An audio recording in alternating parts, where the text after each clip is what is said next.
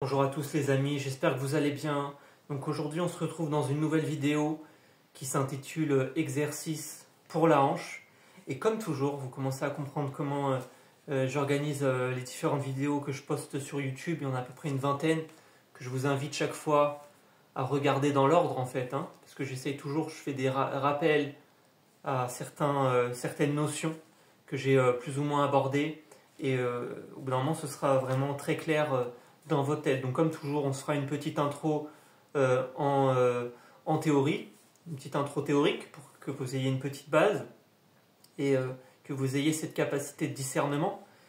Et on va enchaîner par des exercices de relâchement, des étirements, du renforcement et un peu de réadaptation, quoi. Donc comme toujours, on relâche, on renforce, on réadapte, on mobilise la fibre, on crée de l'espace, on active, on intègre. Hypertrophie vers hypertrophie fonctionnelle. D'accord? Tout en n'oubliant pas les fondamentaux. D'accord? Respiration, contrôle postural, engagement préalable périnée transverse. Et je vous ai ajouté une autre notion au niveau de la respiration tridimensionnelle pour stabiliser ce qu'est son thoraco-abdominal ou thoraco-lombaire. Au niveau de The Core, le modèle de Panjabi. D'accord? Donc je vous invite à regarder la vidéo que je vous avais faite sur le gainage et position neutre, qui aborde et aussi sur la respiration tridimensionnelle. D'accord. Donc, elle est essentielle, cette vidéo que je vais vous présenter, parce que, à mon goût, et vous commencez à me connaître, je dis vraiment ce que je pense et j'y vais pas par quatre chemins. C'est que, je l'appelais exercice pour la hanche, et j'ai tenu à vous la faire sur un format assez long, parce que comme je dis souvent pour rire, au lieu d'avoir des écoles du dos, à mon goût, on devrait avoir une école de la hanche. Et pourquoi je dis ça? Je dis ça parce que jusqu'à preuve du contraire, on ne marche pas encore sur nos têtes, on est des bipèdes, et donc on doit faire plus d'efforts d'adaptation pour faire face à cette gravité. Et donc on est moins flexible déjà que les mammifères, les autres mammifères qui sont en quadrupédie. D'accord? Ça semble logique. Et du coup, c'est ce que je développais dans mon livre, que je vous invite à acheter sur Amazon ou à télécharger gratuitement sur Academia. Ou je ne sais pas si je le mentionne dans les deux articles que j'ai publiés, mais bref. C'est que si on est des bipèdes, on va se douter que c'est pour voir les prédateurs au loin et que la posture, elle est directement impliquée dans l'immunité. Voilà, c'est ce que je disais dans mon article que j'ai publié sur Hegel. C'est qu'on n'a pas de griffes, on n'a pas de dents, et on va se douter que la station debout, elle est vitale. Parce que, vous voyez ce que je veux dire? On doit garder ce regard, on doit voir à l'horizon pour voir les prédateurs au loin.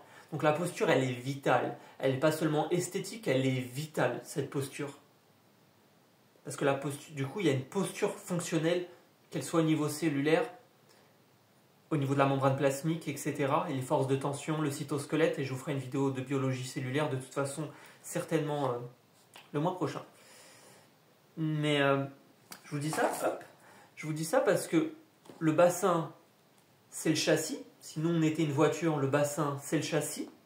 Et les hanches, forcément, c'est les suspensions de la voiture. Donc tu sais que quand il y a un souci dans la hanche, c'est pas anodin. C'est pas anodin. Donc le souci d'une hanche, c'est qu'il y a tout qui passe dessus. Comme j'aime souvent dire, une hanche, il y a tout qui passe dessus.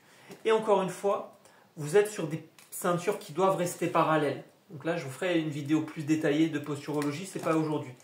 Mais en tout cas, vous avez bien sûr la ceinture pelvienne, le bassin, la ceinture scapulaire, les épaules, et la ceinture occipitale, la tête. Et tout ça, ça doit rester parallèle.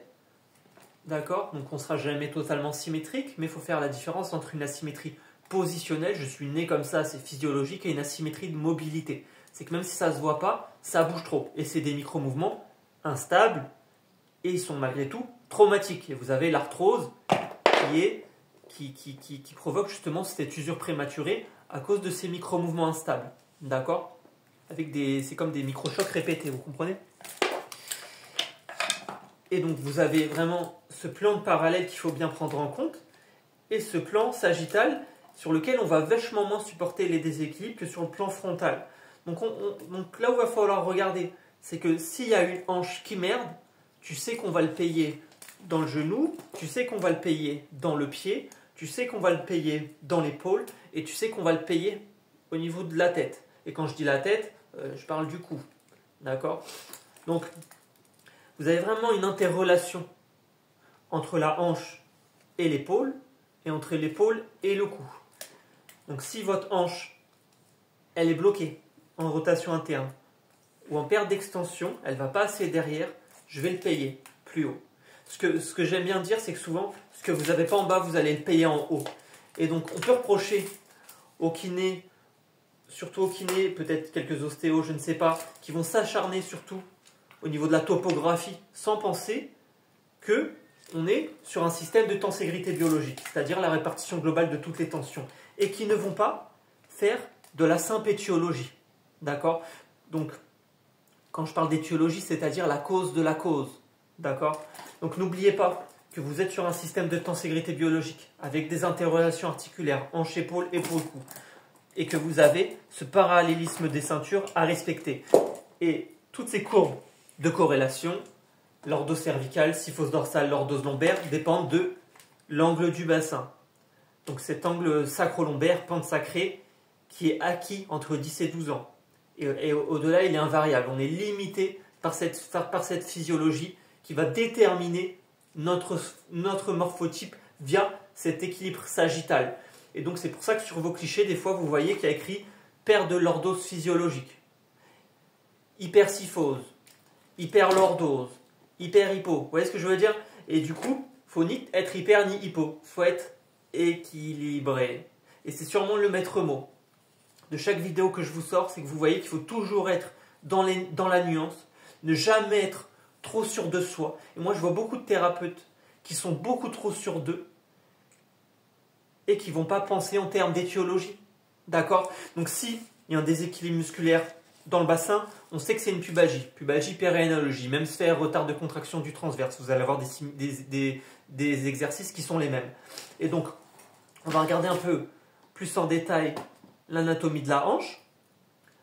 Donc, ne pas oublier que la hanche, si tu veux, elle fait partie du complexe lombo-pelvifémoral, hanche, pelvis, rachis lombaire. 3 articulations interdépendantes, interconnectées. Il y en a une qui merde, elle merde toutes.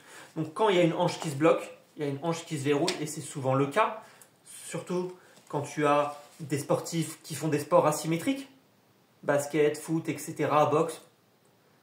Vous avez une hanche qui finit par se verrouiller, mais aussi les gens qui font du crossfit, du fitness sans coach, et qui vont renforcer une chaîne musculaire au détriment d'une autre, et on va tout de suite tomber dans la pubalgie. Tu vois, c'est difficile de ne pas arriver dessus, hein, parce que tu es toujours sur ces schémas moteurs compensatoires qui sont propres à chaque personne,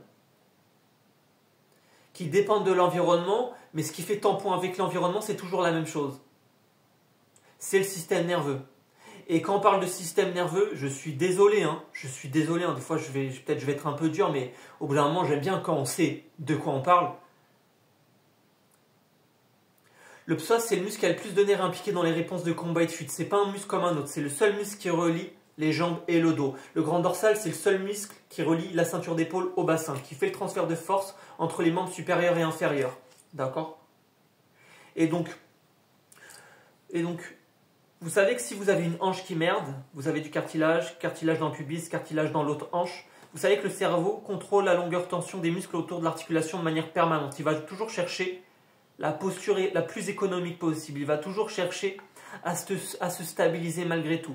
Et quand un muscle n'est plus perçu correctement pour X raisons, une inhibition motrice en somme, le cerveau va mettre en place un phénomène de dominance des synergistes et va recruter des chaînes musculaires inappropriées pour faire ce mouvement. Donc souvent c'est la douleur, parce que ça met en place une stratégie d'évitement de la douleur et que le cerveau ne veut pas avoir mal. Donc il va toujours chercher à bifurquer. Et donc du coup cette stratégie d'évitement de la douleur va faire en sorte qu'il y ait une réponse dysfonctionnelle du système nerveux central face au stress. Et du coup ça va forcer le cerveau à chercher un nouveau schéma moteur qui n'est pas le bon, parce que c'est pas fait pour, mais ça va finir par devenir le nouveau schéma moteur de référence. Et donc tant qu'on ne pense pas en termes de schéma moteur, où sont les inhibitions motrices, c'est 0. D'accord? Il y a un déséquilibre musculaire dans le bassin, c'est quoi? Une pubalgie. Pubalgie quoi? Type football, type rugby, trop puissant en haut, trop en bas. C'est quoi le tableau clinique, bordel? Les points trigger font partie du tableau clinique, mais ce n'est pas le tableau clinique. D'accord? Tiens, Raphaël, il a mal dans le cou, c'est une cervicalgie. On parle de quoi, connard? Tiens, il a mal dans le dos, c'est une dorsalgie. Parce que j'en ai trop vu. Hein, moi, j'ai pris mon argent, je l'ai mis dans des poubelles, en fait. J'ai pris 13 000 euros, je l'ai donné dans des thérapeutes qui sont censés être payés pour ça. D'accord? Et en 1 an d'études tout seul, bah, j'étais déjà au niveau basique, en fait. J'étais déjà au niveau basique. Donc imagine après toutes les formations que j'ai suivies et toutes les recherches que j'ai faites en interne et en autonomie, à lire dans toutes les langues, à traduire tous les articles que j'ai pu. J'ai tout regardé, les Japonais, les Espagnols, les Américains, les Belges, les Suisses, les Français, etc. Et j'ai tout comparé. J'ai cherché à comprendre c'est quoi le souci. Et tu vois qu'il y a un souci d'approche, qu'il n'y a pas de segmentation globale. L'hyperspécialisation, c'est du poison.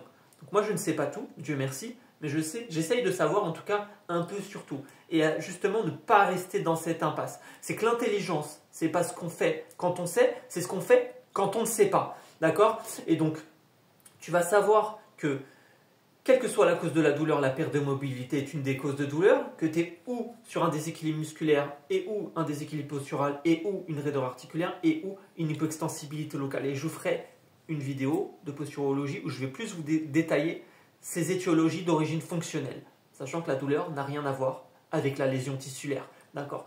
Et donc, tiens, il a mal au dos, dorsalgie, on parle de quoi? Tiens, il a mal au dos, lombaire, lombalgie, on parle de quoi? C'est pas une étiologie, c'est pas une cause, qu'est-ce que je m'en fous? Tu me dis que j'ai mal au dos, tu crois qu'on a besoin d'un thérapeute pour nous dire qu'on a mal au dos? D'accord? Tiens, Raphaël, il a mal au bassin, il a le bassin déséquilibré. Oh, vous savez, personne n'est symétrique, ça c'est ce qu'on entend. Personne n'est symétrique, mais faut-il faire la différence entre tu es né comme ça et tu es devenu comme ça? Quelques millimètres suffisent pour faire mal si c'est une mauvaise adaptation, parce que c'est pas physiologique. Donc c'est pas une histoire de symétrie, c'est une histoire de causes. Donc les 4 causes que j'ai évoquées. C'est une histoire de position de déclenchement à la douleur. C'est une histoire de point sensible de déclenchement à la douleur. C'est une histoire de contrôle moteur. Et bien sûr, de proprioception et d'équilibre. Force, endurance. Ça va dans le contrôle moteur. En vrai, moi je le mets dedans, perso. Je le mets dedans. Hein. Et du coup, vous allez comprendre comment je vais arriver sur la hanche. Et donc du coup, par exemple, on a mal au bassin. C'est une pubalgie. Pubalgie quoi? Comme je l'ai dit, football, rugby. Mais quoi? Psoas, adducteur, conflit hanche. Hanche quoi? Calme, pince mixte. C'est quoi le tableau clinique? Arthropathie pubienne, hernie inguinale. On est sur quelque chose d'entrée multipathologique parce que le bassin, c'est un carrefour postural. Donc pensez en termes de hanche, pubis, hanche. Rachis lombaire. Interconnexion. Et donc, la hanche va nous intéresser parce qu'elle a, normalement, c'est une suspension et une hanche qui merde, le dos il merde. D'entrée. C'est même pas, tu vois, donc je vois pas l'intérêt de s'acharner sur le dos si c'est pour ne pas développer cette étiologie et cette mobilité et cette stabilité de hanche. Ne pas essayer de reconditionner, de stabiliser la hanche. C'est que si la hanche ne va pas, il n'y a rien qui va. Je suis désolé les amis. Une hanche qui merde, c'est tout qui merde de la tête aux pieds. Donc, je vais vous montrer un autre modèle. Donc là, j'ai mon modèle par exemple. D'accord? Bon, il n'a pas encore de nom. D'ailleurs, vous pouvez commenter si vous voulez lui trouver un nom. Donc là, vous voyez le modèle tout simplement. Donc là, vous avez le cerveau. Tout le monde voit le cerveau. Tout le monde voit le cœur. Tout le monde voit l'intestin. D'accord? Le cerveau, des milliards de neurones. Le cœur, des milliers de neurones. Et l'intestin, des millions de neurones. 200 millions de neurones. L'intelligence d'un chat ou d'un chien. Le chien le plus intelligent, en tout cas qui est capable de retenir le plus de mots, c'est le border collie avec à peu près 1000 mots. Imagine le nombre de réponses et d'émissions qu'un intestin est capable de voir et de moduler. Voilà. Et d'émettre. Et de recevoir. D'accord. Donc vous avez vraiment un axe intestin-cerveau à prendre en compte. Le cerveau, on voit bien qu'il est protégé déjà par la boîte crânienne. Le cœur, il est déjà protégé par le thorax. Et l'intestin, il est protégé par quoi? Roulement de tambour, s'il y a des batteurs. D'accord? par le putain de psoas qui n'est jamais palpé dans les cabinets de kinésithérapie. D'accord? Ou quand ils vont le palper, ça va être très superflu. D'accord? Moi, quand j'ai quelqu'un et que je palpe un psoas, s'il a un souci, tu sautes de la table. Et c'est pas, tu le regardes comme ça. Psoas, c'est test Thomas. Et si tu vérifies le Thomas, tu vérifies l'ischio-jambier. Test Léopold Busquet. D'accord? Le verrouillage pubien, il est comment? L'extension de hanche, elle est comment? Le fessier, il est faible, amnésie des fessiers. Vous voyez l'importance de chercher l'étiologie. C'est que le psoas, c'est pas un muscle comme un autre. Il est au milieu de tout. Et le psoas, il va centrer la tête fémorale. D'accord? Il assure le centrage de la tête fémorale. Et le psoas, c'est vraiment un muscle qui est très important parce qu'on est vraiment sur un muscle qui va réagir au stress. Et la douleur, n'importe laquelle, elle est faite pour nous protéger en cas de danger qui surpasserait notre capacité d'adaptation par rapport à ce réflexe archaïque de la position fétale. Et donc le psoas est un fléchisseur de hanche, est un rotateur de hanche. Donc bien sûr, parce que tellement je sais comment ils pensent, le standard, ils te disent oui mais le psoas, vous savez le psoas on s'en fout, hein. Il ne faut pas le traiter seul. Alors oui, traiter le psoas seul est insuffisant au vu de son environnement anatomique, mais il faut quand même prendre en compte que c'est le cristallisateur de toutes les contraintes environnantes et qu'on est sur un système de tenségrité biologique et que le système est autocontraint. Et que le psoas, il assure la stabilité du bassin, de la hanche et du rachis. Et qu'il y a une connexion directe avec le diaphragme. Le diaphragme qui est relié par l'intermédiaire d'un fascia au transverse. Le transverse qui précontracte avant que je lève ma main ou mon pied, avant l'élévation du bras ou de mon pied. Le transverse qui est synergique du périnée et du multifide. Les trois se coordonnent et ils font ce qu'on appelle l'ajustement postural anticipateur. Si tu n'as pas le psoas, tu n'as rien. D'accord? Et donc, le psoas, il y a une connectivité, il y a une coactivation, avec le fessier. D'ailleurs, il y a une connectivité parce que le psoas et le fessier partagent les mêmes fibres profondes. Donc, de derrière, le bassin il est équilibré par le moyen fessier, le pyramidal, l'obturateur interne. D'accord? Donc, il faut bien comprendre que j'ai mal au dos. Donc, souvent, c'est le psoas. Je crois on est dans les 60%. D'accord? Et que le psoas, si tu veux, si c'est un fléchisseur de hanche, moi, je pense par chaîne. C'est-à-dire que si le psoas il merde, tu te doutes que probablement le carré des lombes, qui n'est pas le dos, qui n'est pas les lombaires, qui est les lombaires, mais qui n'est pas le dos, qui est le muscle le plus profond de l'abdomen, il a merdé. Parce que le carré des lombes, c'est aussi un fléchisseur de hanche. Fléchisseur de hanche. D'accord? Et aussi le droit antérieur. C'est-à-dire que vous avez le quadriceps, et il n'y a que le droit antérieur, sur ces quatre chefs musculaires, qui est un fléchisseur de hanche. Donc il va vraiment falloir, je vais vous montrer des exercices pour essayer de remettre de la flexion de hanche, un peu d'adduction de hanche, mais je ne vais pas aller non plus dans des exercices trop adducteurs. Je vous ferai une vidéo spécialement de façon avec d'exercices pour le verrouillage pubien. Donc flexion, adduction. Je vais vous montrer quelques exercices doux d'abduction, d'accord, et quelques exercices d'extension de la hanche et aussi bosser votre rotation, d'accord. Surtout la rotation, surtout tout ce qui est rotation interne, mais en vrai, voilà quoi. Allez au-delà de tout ce que je vous dis à chaque fois. C'est-à-dire que voilà, expérimentez. Allez vers le mouvement, allez vers là où il y a la restriction. Là où il n'y a pas un mouvement, faites travailler toujours les deux côtés pour essayer de remettre le schéma moteur en place, côté sain comme le côté pathologique, et expérimenter. C'est le maître mot. D'accord? Donc, vous avez le psoas qui est fléchisseur et rotateur de hanche. Vous avez le moyen fessier et le petit fessier qui sont extenseurs de hanche, qui vont faire que je mets ma hanche en arrière. Donc si la hanche ne va pas en arrière, on me dit que c'est une perte d'extension de hanche. Je vais le payer dans le bas de mon dos qui va s'hyperlordoser. Donc le psoas, il est lordosant et délordosant. Je me cambre, je me décambre, antéversion, rétroversion. D'accord? Et le psoas, s'il est tendu, il va tendre les spinaux. Et on va partir en syndrome croisé inférieur.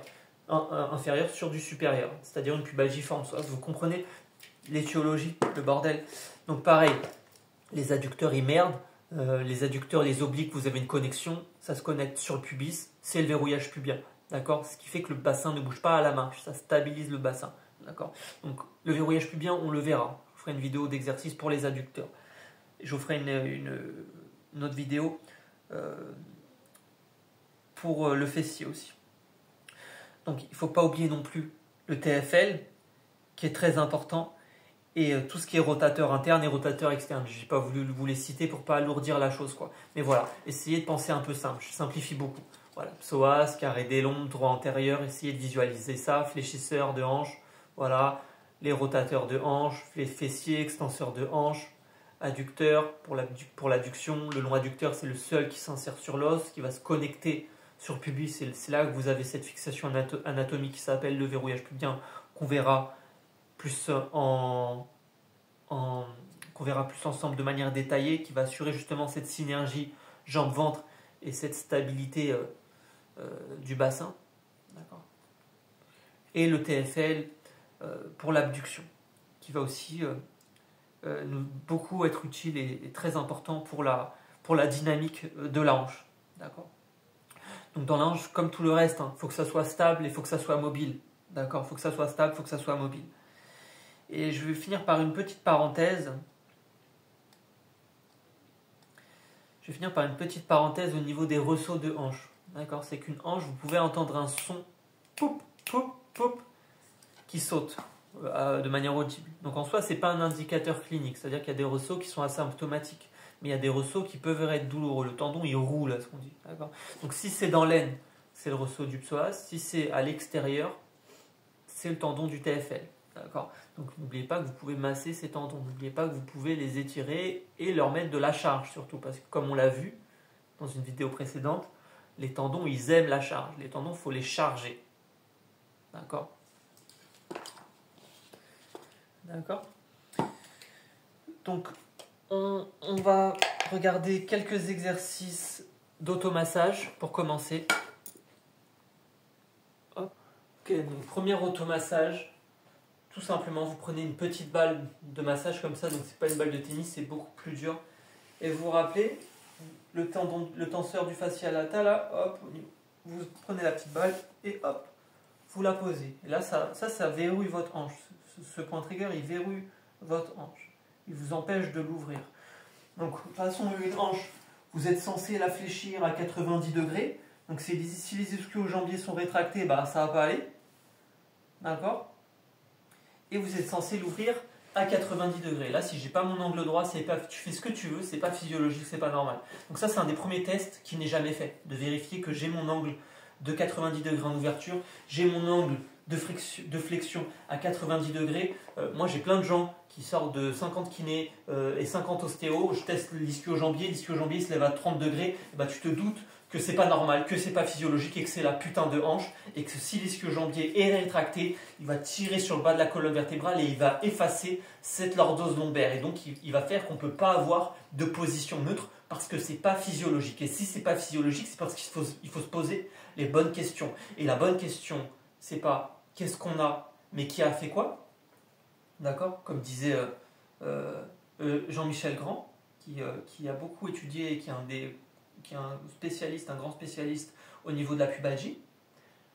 Et du coup, voilà, posez-vous cette question. Qu'est-ce qui est normal, qu'est-ce qui n'est pas normal. D'accord. Donc vous prenez votre petite balle, vous allez chercher le tenseur du fascia lata. Donc vous restez une petite minute et puis vous arrêtez. Mieux vaut un petit massage que pas de massage du tout.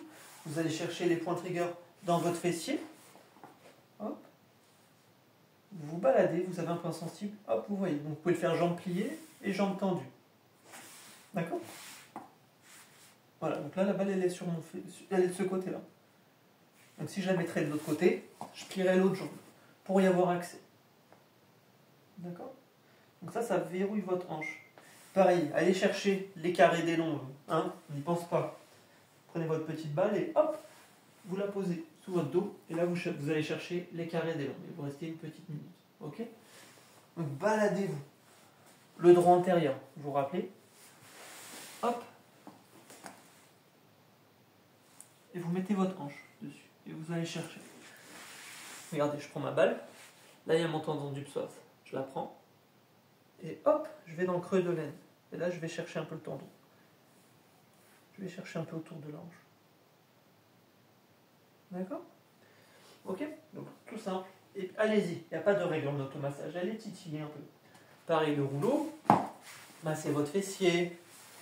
D'accord? Massez votre fessier. Massez votre cuisse. L'adducteur. Les adducteurs. D'accord? Vos quadriceps. Hop. Votre bandelette iliotibiale. Montez jusqu'à l'os. Allez jusqu'au TFL, profitez. D'accord. Les ischio-jambiers aussi, vous pouvez. Il n'y a pas de règle. Donc allez là où il y a de la restriction. Là où ça fait mal, il faut y aller. En massage, souvent, on dit souvent, enfin moi j'aime bien dire, c'est un mal qui fait du bien. C'est que tu te masses, mais il faut désensibiliser, quoi. Parce que ça ne doit pas faire mal. Si ça fait mal, c'est qu'on en a besoin. D'accord? Ok? Donc, et en plus, ça va vous mettre en mouvement, ça va vous échauffer un peu. D'accord? Donc allez chercher vraiment l'adducteur, la cuisse, hop, vous pouvez prendre un bâton. Voilà, baladez-vous jusqu'à l'os. Hop, hop, ischio-jambier, le fessier. Voilà, baladez-vous. Les carrés des lombes. Les lombaires. D'accord. Pareil, le rouleau là, vous pouvez le poser dessous. D'accord? Ok? Jambes pliées, jambes tendues, alternées. Ok? Et pour le psoas, bien sûr, la terre à canne. Je vous ai fait une vidéo complète de toute façon sur le psoas. Donc vous allez chercher vraiment, allez vraiment chercher tout le long et poncez, allez le poncer. Clac, clac, clac, clac, clac, en perpendiculaire. Hop, hop, hop, hop, hop, hop. Nombril, bas-ventre et dans l'aine. Ici qui sont les trois points trigger. D'accord? Donc vous pouvez aussi aller chercher les lombaires avec la canne. D'accord? Donc allez-y. Allez vers la restriction. Donc on va voir pour étirer le psoas. Donc vous pouvez l'étirer en raccourci. Prenez vos deux jambes tout simplement et vous soufflez. Vous pouvez rester une petite minute. D'accord? Vous pouvez aussi faire une jambe tendue, une jambe pliée. Là, vous tendez votre jambe et vous allez vers l'extérieur. Genou contre résistance. 1, 2, 3, 4, 5 et vous relâchez. Vous ramenez la jambe, vous soufflez. Et vous repartez. Donc là, la jambe elle pousse, mes mains elles résistent. Et là, je fais un contracté, relâché. Et je ramène. Donc là, vous faites un étirement du psoas, un étirement d'ischio-jambier. Un étirement du psoas en raccourci. Et vous changez de jambe. Donc là, la jambe elle pousse, mes mains elles résistent. Le but c'est déverrouiller la hanche. Et je souffle. D'accord? Vous pouvez aussi étirer le psoas en fente. Même si c'est un peu plus. Moi je suis pas fan de celui-là, je vous montre parce qu'il est connu, mais je suis pas fan. Je le donne jamais d'ailleurs. Donc, voilà. Regarde, je bascule là. Hop, tu vois là?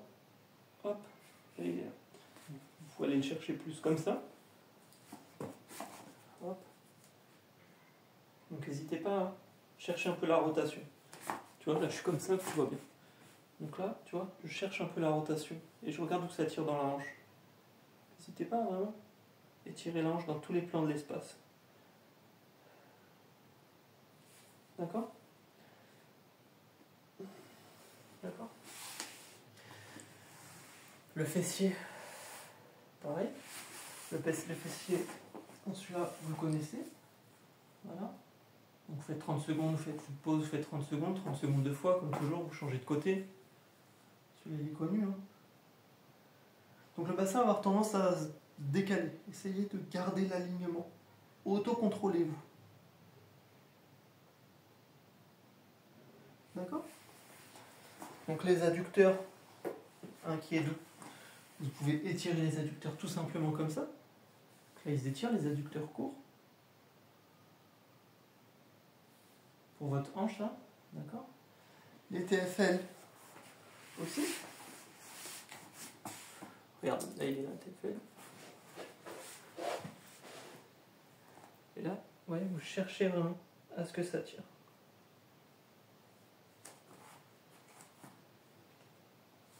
Et vous changez de côté. Et vous regardez où est-ce que ça tire. Là, ma jambe elle est pliée, là, ma jambe elle est tendue. Hein. Elle part là-bas. Ok?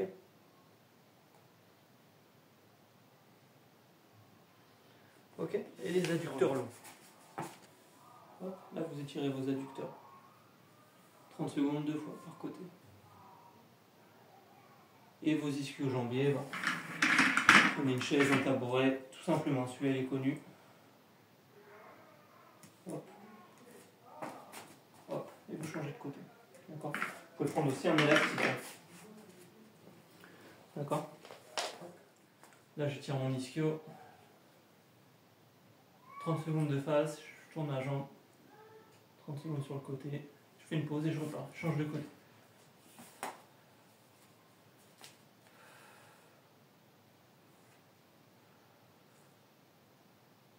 D'accord? Pareil avec le psoas. Ceux-là, je vous les avais déjà montrés dans l'exercice pour le psoas. D'accord? Et pareil, là, quand vous êtes là, n'hésitez pas, soit rotation. Allez chercher. Allez chercher dans l'hanche, là où ça va être, c'est raison. D'accord?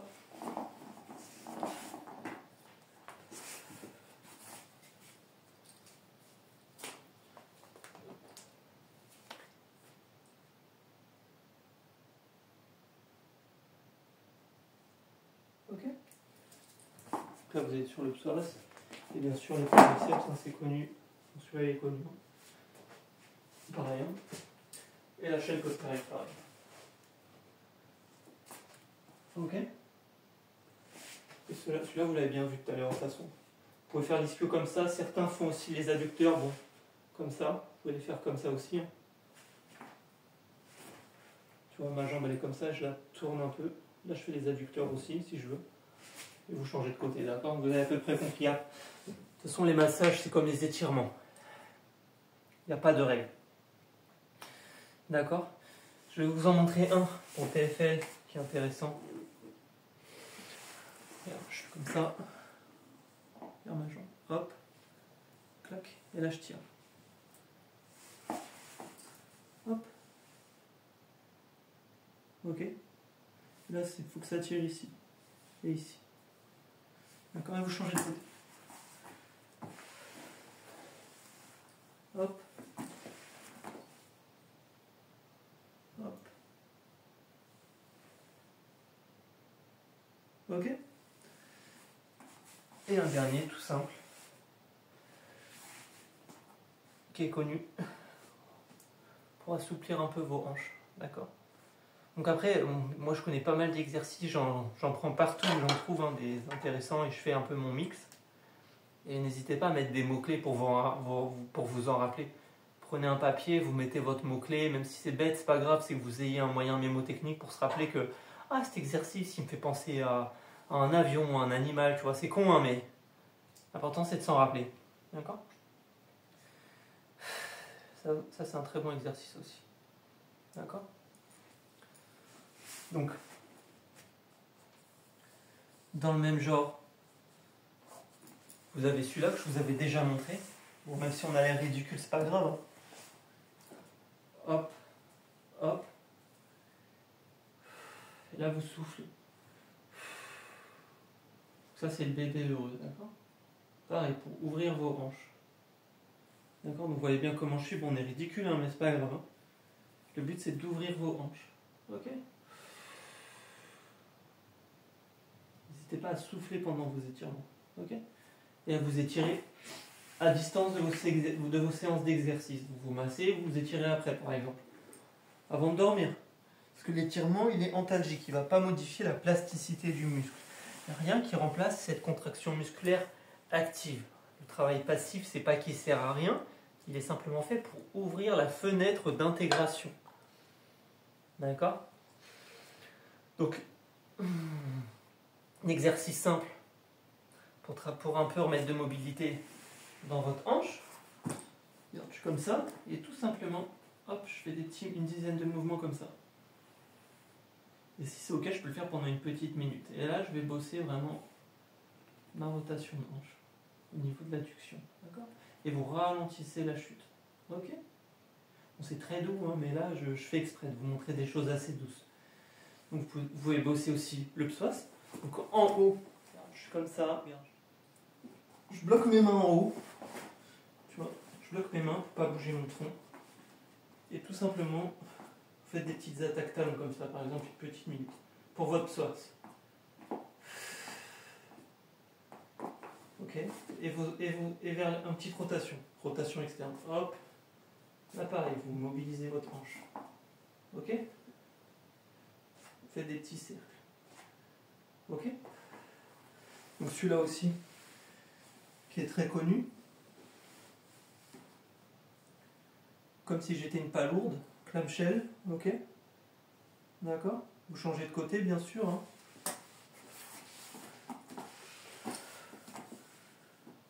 Tout simplement. Quand ça devient trop facile, vous pouvez mettre un petit élastique entre vos jambes. D'accord. Aussi, bien sûr, comme ça. Vous pouvez bloquer. Hein. Faites 2 secondes, vous redescendez doucement. Vous faites 2 secondes, vous redescendez doucement. Vous faites 2 secondes, vous redescendez doucement. Ok. Donc là, pareil, il n'y a pas de règle en vrai. Allez-y progressivement. L'important, c'est que vous repreniez de l'endurance. D'accord. Et vous faites une pause et vous redescendez, vous faites une pause, vous faites une pause et vous redescendez. Et vous repartez.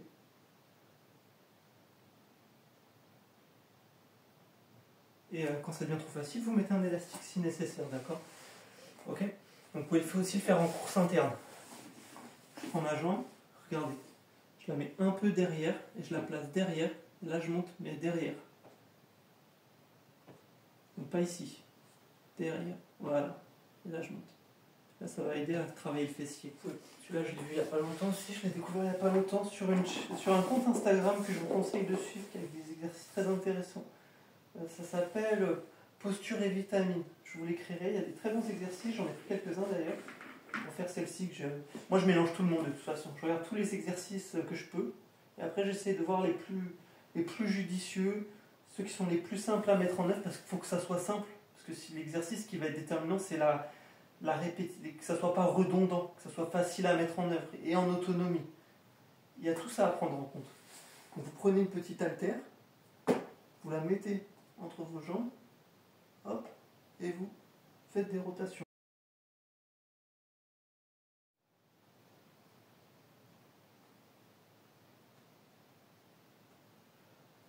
Ok. Ça, vous allez bosser la rotation de la hanche. Hop, hop. Ok, vous voyez bien? Je suis comme ça, je mets ma petite haltère, et hop, hop, d'accord? Ça, on peut le faire 30 secondes, 1 minute, d'accord? Il n'y a pas de règles. Hop, hop. On dirait qu'on est à l'école.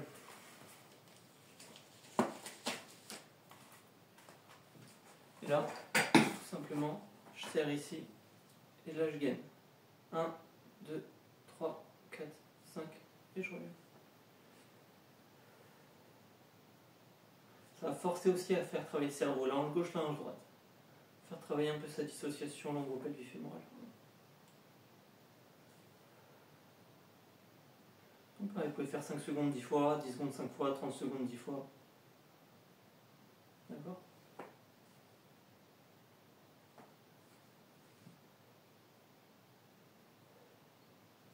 D'accord? Et quand ça devient trop facile, vous pouvez ajouter une résistance, rendre l'élastique, augmenter la résistance de l'élastique. D'accord? D'accord? Donc ça c'est un très bon exercice aussi. Donc on n'y pense pas, mais si avec sur une chaise, là, je mets comme ça. Voilà, je pars comme ça. Ok? Voilà. D'accord? Donc, n'oubliez pas, vous pouvez bosser un peu aussi les ischios. Prenez appui par exemple. Tout simplement, talon-fesse. D'accord? Le psoas.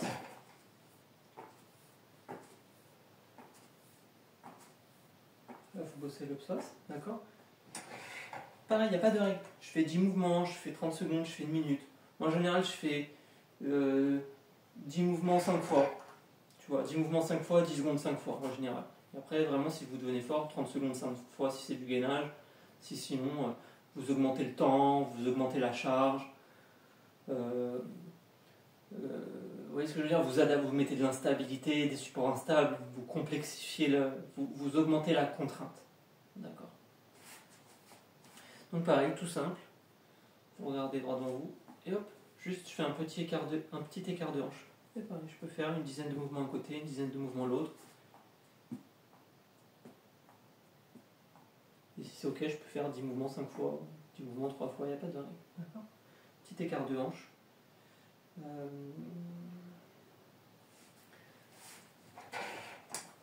Là, mon pied, là, il est comme ça. Je le mets sur la pointe des pieds, là. Hop. Et je tends l'autre jambe doucement. Et je redescends ma jambe doucement. Donc, pareil, hop. Et là, je peux rester par exemple 5 secondes et je redescends. Et si c'est bon, je le fais 10 secondes, je le fais 20 secondes, je le fais 30 secondes. J'augmente le temps. Quand ça devient vraiment trop facile, je prends un petit poids, un petit kettlebell. Hop. Et je redescends. Hop. D'accord? Donc le pied là, il n'est pas comme ça, il est comme ça. Et je redescends. Complet. Vous pouvez aussi travailler votre dissociation de hanche, ça s'appelle le pas pelvien. C'est pour redonner de la mobilité aux hanches, pareil. Donc là, je fais comme si je marche sur mes hanches. On a ridicule, mais c'est pas grave, vous faites une minute. Et là, je marche sur mes hanches. Ça, c'est pas mal aussi pour la mobilité de vos hanches, pour la dissociation.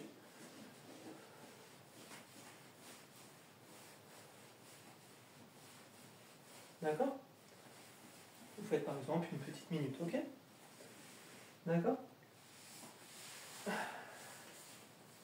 Enfin, là je suis comme ça.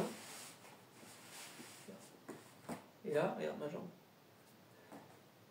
Hop, je la lève doucement. Et là je gagne. Je fais 5 secondes et je repose. Je fais 5 secondes et je repose. Et là je travaille ma hanche. Que ma hanche, tu vois. Sinon je vais avoir tendance à chercher. Le souci du gainage, c'est que tu vas avoir tendance à chercher dans le bas du dos. Mais le souci, c'est que la hanche est tellement verrouillée que ça tire dessus en fait. Ça fait trop mal. Tu vois. Donc la hanche, faut travailler la hanche et pas que le dos, quoi. Moi j'aurais même tendance à mettre la hanche avant le dos, quoi. Parce que de toute façon, t'as le psoas qui relie la jambe et le dos, la hanche et le dos. Tu vois. Donc et t'as tout ce qui est, tu vois ce que je veux dire, c'est que t'as le carré des longs qui va jouer dans la dynamique. Tu vois ce que je veux dire, c'est que la hanche c'est déjà le dos en vrai. On est déjà sur le châssis en fait quand on parle de bassin et la hanche. Hanche, pelvis, hanche, tu vois ce que hanche, pelvis, hanche, tu vois ce que je veux dire. Donc on est tous sur cette dynamique pelvienne qu'il faut prendre en compte, quoi. C'est super important.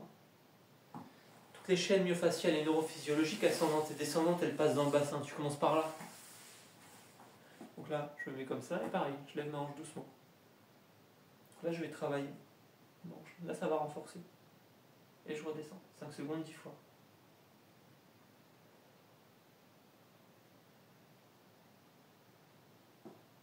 D'accord? Je vous en montrer un qui est facile aussi. Je l'ai appris au foot celui-là.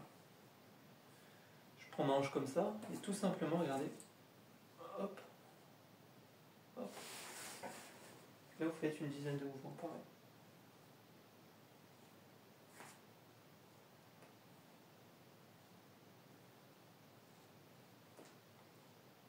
D'accord? Hop. Hop.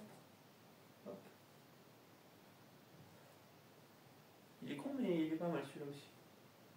D'accord? Vous pouvez bosser aussi l'extension de hanche. Donc là, je plie ma jambe et tout simplement, regarde. Hop, hop, hop.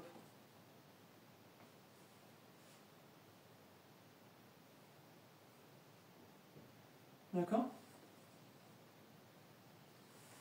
D'accord. Donc l'extension de hanche, hein. Vous voyez ce que je veux dire?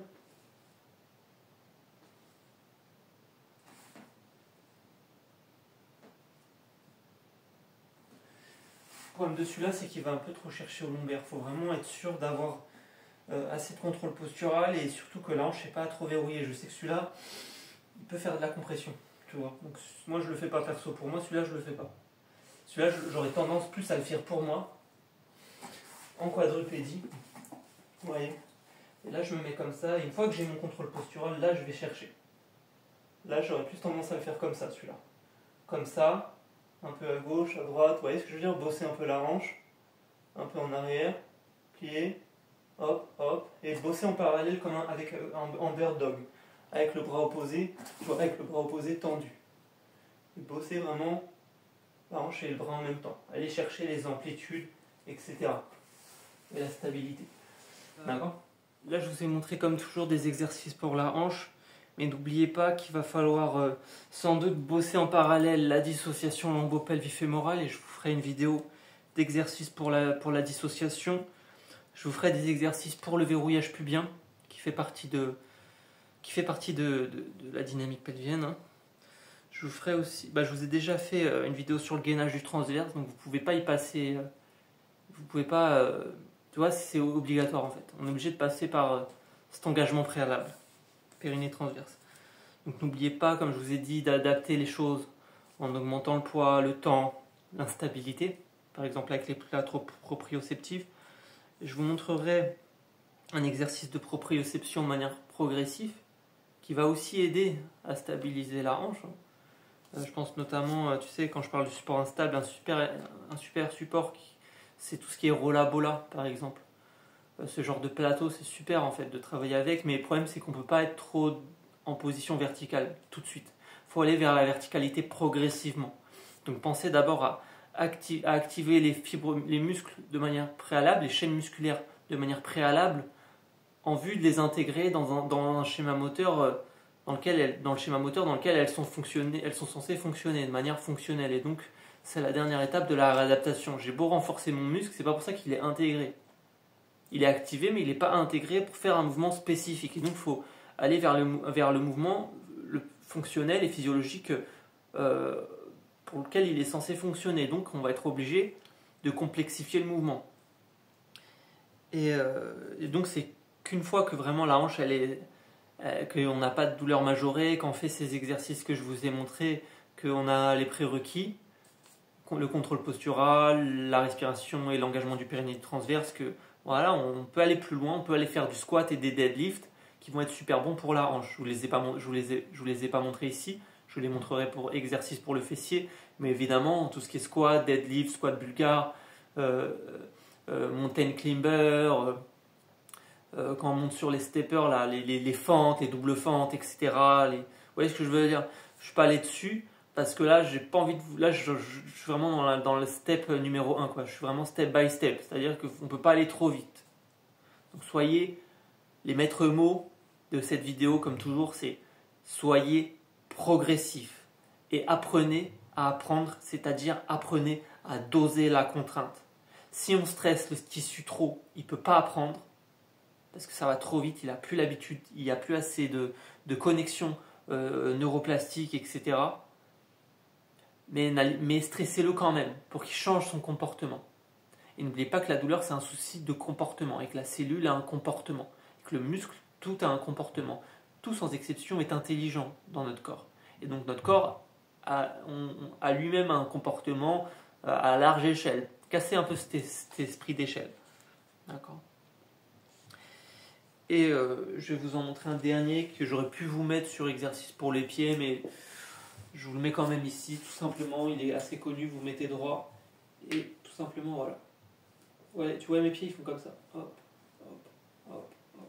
Donc là, c'est pareil, pour votre hanche.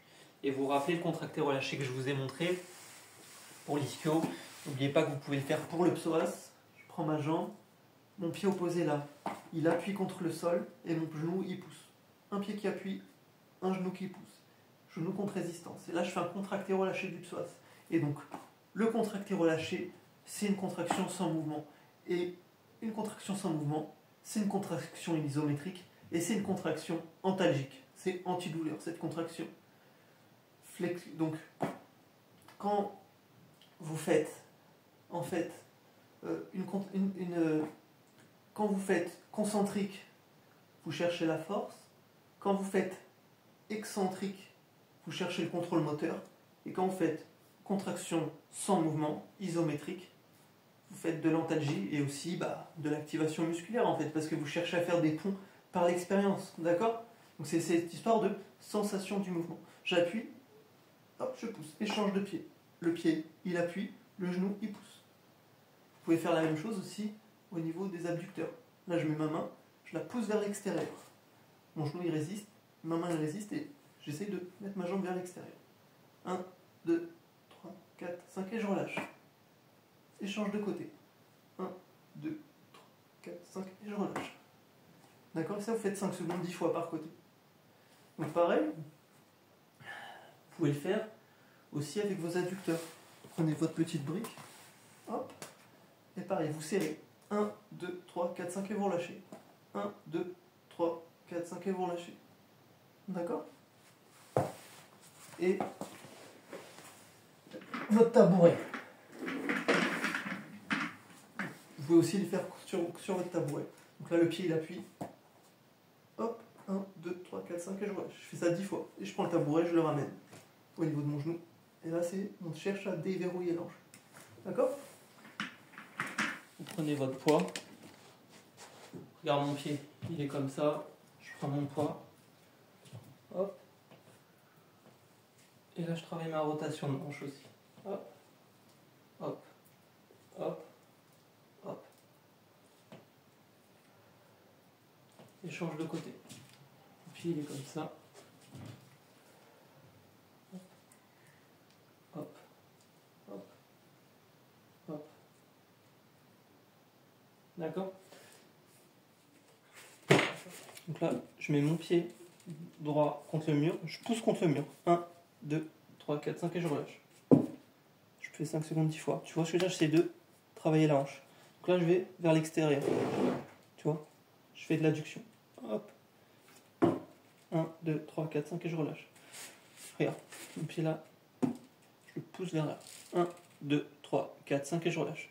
Ça, je fais par exemple 5 fois par côté. Ok? Et de l'extension. Je pousse vers là. 1, 2, 3, 4, 5.